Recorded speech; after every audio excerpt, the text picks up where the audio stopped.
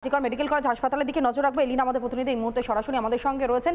আমি একটু এলিনার সঙ্গে কথা বলবার চেষ্টা করি। এলিনা, আরজিকর মেডিকেল কলেজ হাসপাতালে গতকাল আমরা দেখেছি যে যেভাবে বৃষ্টি মাথায় নিয়ে পর্যন্ত পড়ুয়ারা তারা বসে রয়েছে, সেখানে একটাই দাবি তাদের যে তারা জাস্টিস চাইছেন, তারা বিচার চাইছেন। আজ এই মুহূর্তে তুমি আরজিকর মেডিকেল কলেজ হাসপাতালের সামনে দাঁড়িয়ে রয়েছো। দেখো, সিভিক ভলেন্টিয়ার সেই নাকি একেবারে উপরে চলে গেল, কারণ নজরে পড়লো না, সিসি ক্যামেরা সেখানে নেই। আর সিসি ক্যামেরা থাকলেও তা বিকল নাকি তা আমরা জানি না, ফুটেজটা পর্যন্ত পাওয়া যাচ্ছে না। নির্দিষ্ট একটা আধ ঘন্টার যেমনটা সূত্র মারফত আমরা খবর পাচ্ছি, সেই সময় নাকি এই অভিযুক্ত গিয়েছিল, আধ ঘন্টার মধ্যে সমস্ত কাজ সে সেরে একেবারে দানবীয় চেহারা নিয়ে সে বাইরে চলে এসছে। কারোর কোনো রকমের কোনো ভ্রুক্ষেপ অথবা কারোর কিচ্ছু জানবার মতন কোনো জায়গা ছিল না। আজ এই মুহূর্তে নিরাপত্তা ব্যবস্থা ঠিক কোন জায়গায় রয়েছে?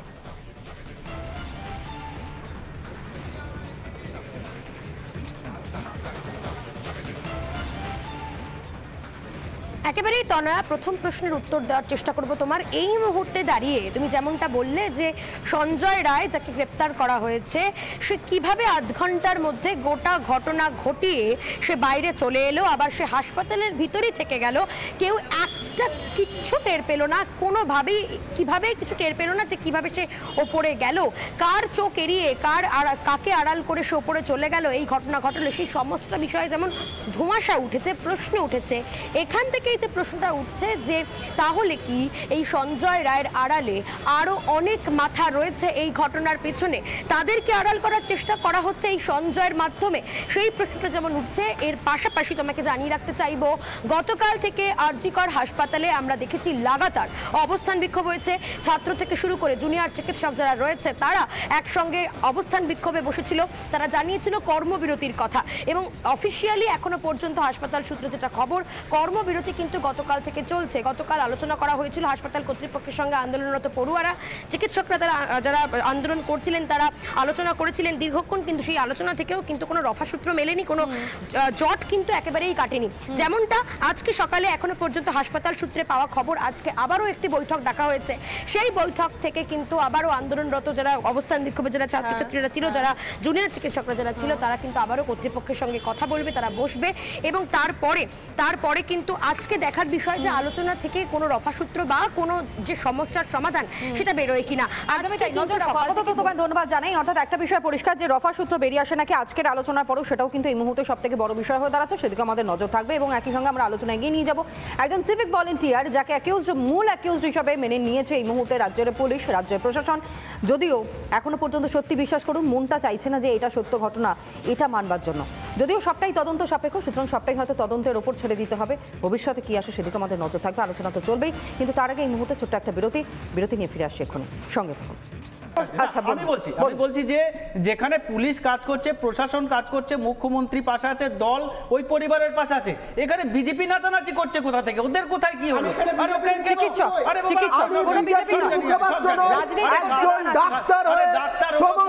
ডাক্তার মানুষের পাশে দাঁড়ানো, আমাদের প্রত্যেকের পুলিশকে ঘৃণা করে, ডাক্তার পুলিশকে এটা কথা ডাক্তার পুলিশের কাজ, ডাক্তার পুলিশকে ঘৃণা করে, যে পুলিশ ডাক্তারের হত্যাকে বলে সুইসাইড, যে পুলিশ একটা ধর্ষণকে বলে সুইসাইড, সেই পুলিশকে ঘৃণা করব, 100 বার করব, 1000 বার। আমার কাছে একটা প্রশ্ন রাজবাবু, কথার প্রশ্ন আসে কি করে সকাল এটা কি ধরনের অসভ্যতা? না, প্রশ্ন তো এরকম উঠেছিল, আমরা দেখেছি সেই পোস্টারও, যেখানে প্রিন্সিপালের ভূমিকা নিয়ে রীতিমতন প্রশ্ন উঠেছে। একজন মহিলা, সে কর্তব্যরত, প্রায় 36 ঘন্টা 35 ঘন্টা সে ডিউটি করেছে, অনকলে ছিল, এবং সেই অবস্থায় সে যদি বিশ্রাম নিতে কোনো চারতলার উপরে যায় কোনো সেমিনার হলে, যদিও এটাও কিন্তু আমরা তথ্য পেয়েছি যে বিশ্রাম নেওয়ার মতন কোনো জায়গা নেই, রেস্টরুম বলে কোনো কিছু নেই, ড্রেসিং রুম বলে কোনো কিছু নেই, মানে তারা যে পোশাকটা পর্যন্ত চেঞ্জ করবে সেই জায়গা নেই। খারাপ ছিল, সেটা দীর্ঘ 2 সপ্তাহ ধরে তার ফ্যান সারাবার সময় হয়নি, এতটাই ব্যস্ত প্রিন্সিপাল, এতটাই ব্যস্ত, ওই দুর্নীতিগ্রস্ত প্রিন্সিপাল যার অর্ডার পরিবর্তন করে আবার পুনরায় ফিরে এসেছে, সেই মানুষের বায়োমেডিক্যাল ওয়েস্টের টাকা চুরি করতে ব্যস্ত, অথচ একটা ফ্যান সারাবার টাকা নেই, তাই একটা পিজিটিকে অডিটোরিয়ামে শুতে যেতে হয়। এবং এটা একদিনের ঘটনা না, বারবার ঘটছে। আর এখনো বলছি যে সঞ্জয়কে বলা হচ্ছে, শুনে বোঝা যাচ্ছে যে আপনি বিজেপির লোক, আপনি ডাক্তার নন, বিজেপি যারা প্রতিবাদ করছে, আমি তো বিসিআরকে দেখানো কথা বলবো যে গত পরশু দিন থেকে যেভাবে পথে পড়ুয়া চিকিৎসকরা নেমেছেন, তারাও তাহলে কি কোন রকমের কোন রাজনীতি করেন? সাইড বাই সাইড একটু ছবিটা চলুক, পিসিআরকে আমি বলি একটু ছবিটা চালানোর জন্য। রাজবাবু, এবার আপনি বলুন এই ছবিটা দেখবার পাশাপাশি যে যারা দীর্ঘদিন ধরে আন্দোলন করছেন, দুদিন ধরে তারা নাওয়া নেই খাওয়া নেই, যেভাবে বৃষ্টি মাথায় দিয়ে পর্যন্ত আরজি কর মেডিকেল কলেজ শুধু নয়, গোটা রাজ্যের বিভিন্ন জায়গায় চিকিৎসক পড়ুয়ারা তারা পথে নেমেছেন। তারা কি বিজেপি করে, তারা সিপিএম করে, তারা কংগ্রেস করে? না, এখন হচ্ছে যে দলের তরফ থেকে সরকারের তরফ থেকে যা ব্যবস্থা নেওয়া হয়েছে, তারা বলছে সঠিকভাবে বিচার চাই। বিচারের দাবিতে তারা পথে নেমেছেন, তারা রাজনীতি করতে গেছেন। আন্দোলন করতেই পারে, তারা করবে, কিন্তু দলের তরফ থেকে এই বিষয়ে পরিষ্কারভাবে বলা হয়েছে যে যেটা করেছে জঘন্য কাজ, তার চরম কঠিনতম শাস্তি চাই, যেটা অভিষেক বন্দ্যোপাধ্যায় বলেছে।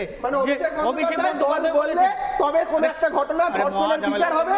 যদি অভিষেক বন্দ্যোপাধ্যায় না বলে তাহলে হবে না। পুলিশ কাজ করছে, পুলিশ অ্যাকশন নিচ্ছে, একজন সঞ্জয়কে এনে দাঁড় করিয়ে মূল অভিযুক্ত কি হয়েছে, তাকে সেখানে পাওয়া গেছে, তার ডকুমেন্টস, তার এভিডেন্স পাওয়া গেছে, তাকে ধরেছে। পুলিশ কাজ করেছে, পুলিশ কাজ করেছে। আমি তর্কের খাতিরে একবারে কোড আন কোড আমি তর্কের খাতিরে মেনে নিলাম, পুলিশ কাজ করেছে, পুলিশ সত্যিই কাজ করেছে। পুলিশ 24 ঘন্টার মধ্যে একজনকে অ্যারেস্ট করেছে, সবথেকে বড় কাজ করেছে রাজুবাবু। কিন্তু আমার কাছে এখানেও একটা প্রশ্ন, পুলিশের এই যে কাজের কথা আপনি বলছেন, সেখানে কি কোন রকমের কোনো প্রশ্ন ওঠে না? কি প্রশ্ন ওঠে সেটা নিয়ে আমি আসবো অবশ্যই, কিন্তু তার তৎপরতার সঙ্গে নাকি সমস্ত ব্যবস্থা নিয়েছেন, 24 ঘন্টার মধ্যে নাকি অ্যারেস্টও করা হয়েছে, মূল অভিযুক্ত হিসেবে আপনারা দাগিয়েও দিচ্ছেন। কিন্তু প্রশ্নটা একটা জায়গায় উঠছে, যেখানে ইনভেস্টিগেশন ইজ অন বলা হচ্ছে সিপির তরফ থেকে, সেখানে কিভাবে মূল অভিযুক্ত হিসেবে সঞ্জয় রায়কে বেছে নেওয়া হচ্ছে? এখনো পর্যন্ত ইনভেস্টিগেশন তাহলে কি শেষ, মানে এখন আর কিছু নেই? এখন একজন যে ধরা পড়েছে তাকে কিভাবে ধরলো? আপনারা বললেন একটা হেডফোন থেকে কিভাবে ধরা হয়, হেডফোনটা কোন মোবাইলে ব্যবহার হতো, সেখানটায় সেই নাম্বারটাকে প্রথমে সেই ব্লুটুথ থেকে সেই ব্লুটুথে কোন সিম ব্যবহার হতো, সেই সিম থেকে সিম নাম্বার, সেই সিমটা কোন মোবাইলে, এই সমস্ত ব্লুটুথ থেকে সিম নাম্বার পাওয়া যায়। হ্যাঁ, ব্লুটুথ যে কোন ফোনে ব্লুটুথটা ব্যবহার হচ্ছে, সেই ফোনের আইপি অ্যাড্রেস দিয়ে সেই ফোনে কোন সিম ব্যবহার হচ্ছে, তারপর তার টাওয়ার লোকেশন করে তাকে ডেকে পাঠিয়ে পুলিশ ধরেছে, পুলিশ তৎপরতার সাথে কাজ করছে। মুখ্যমন্ত্রী অভিষেক বন্দ্যোপাধ্যায় সহ এই বিষয়টাকে জঘন্যভাবে প্রতিবাদ করেছেন এবং এটা বলছেন দলের তরফ থেকে, এবং দিদিও বলেছেন, অভিষেকও বলেছেন যে যদি মনে করে যে বিরোধী দল যারা মনে করে যে এখানকার সিপি ওনার নাম নিতেও ঘেন্না করছে, সিপির নাম নিতে নাকি ওনার ঘেন্না করে, তো যদি মনে করে যে পুলিশ কাজ করছে না, ওনারা অন্য কোনো এজেন্সি দিয়ে তদন্ত করুক, এখানে তো কোনো আপত্তি নেই। সরকারের তরফ থেকে, দলের তরফ থেকে তো বলা হচ্ছে পুলিশ সঠিকভাবে কাজ করছে, এই জিনিসটা কখনো ঘটা উচিত নয়, কিন্তু ঘটে গেছে, তার তদন্ত করছে। তৎপর হয়ে পুলিশ সন্তানকে হারিয়েছেন, একেবারে শুরুর দিন বলি যে বাবা তার সন্তানকে হারিয়েছেন, তিনি বলছেন পুলিশ আমাদের সঙ্গে যে ব্যবহার করেছে তার দুর্ব্যবহারের সমান, পুলিশ আমাদের সঙ্গে সহযোগিতা করেনি, দুর্ব্যবহার করা হয়েছে। এমনকি সেই হাসপাতাল কর্তৃপক্ষের তরফ থেকে যে বিষয়টা সামনে রাখা হয়েছে যে আপনার মেয়ে নাকি আত্মহত্যা করেছে, কোনো রকমের কোনো ইনভেস্টিগেশন ছাড়া, বয়না তদন্ত ছাড়া বলে দেওয়া যায় এরকম ভাবে আত্মহত্যা করেছে। আর এইরকম নগ্ন অবস্থায় যখন দেহ পড়ে রয়েছে, তখন কেউ, আপনার মনে হয় যে কেউ এরকম ভাবে অর্ধনগ্ন অবস্থাতে পড়ে থেকে সে আত্মহত্যা করবে, সেটাকে সুইসাইড বলে দাগিয়ে দেওয়া হবে? এটা সম্ভব? না না, সাধারণ মানুষের বুদ্ধিতে কি বলে? প্রথম পর্যায়ে কি পরিস্থিতিতে ছিল, সেটা কি পর্যায়ে ছিল সেটা তো পুলিশ জানে। একজন সিনিয়র আইপিএস, এবং আইপিএস মানে সে নয় যে সদ্য পাস করে ওঠা আইপিএস, সে কখনো বলেনি যে সুইসাইড। এতদিনকার তার কাজের এক্সপেরিয়েন্সে তখন সে বলছে সুইসাইড। তাহলে সিপি কে ঘেন্না করবো না, ফুলমালা দিয়ে পুজো করবো, এরকম সিপি কে যতক্ষণ না মুখ্যমন্ত্রী তার অর্ডার আসছে যে বাবার অর্ডার, আমরা কোন রাজ্যে বসবাস করছি যেখানে বলা হচ্ছে মুখ্যমন্ত্রীর অনুপ্রেরণা ছাড়া যখন একটা গাছের পাতা নড়ে না, আর মুখ্যমন্ত্রী এখানে না বললে সিপির নির্দেশ পাল্টায় না, সেখানে সিবিআই হবে না, হবে মুখ্যমন্ত্রীর রাজ্য নয়, রাজ্যটা বাংলার রাজ্য, বাঙালির রাজ্য। সেখানে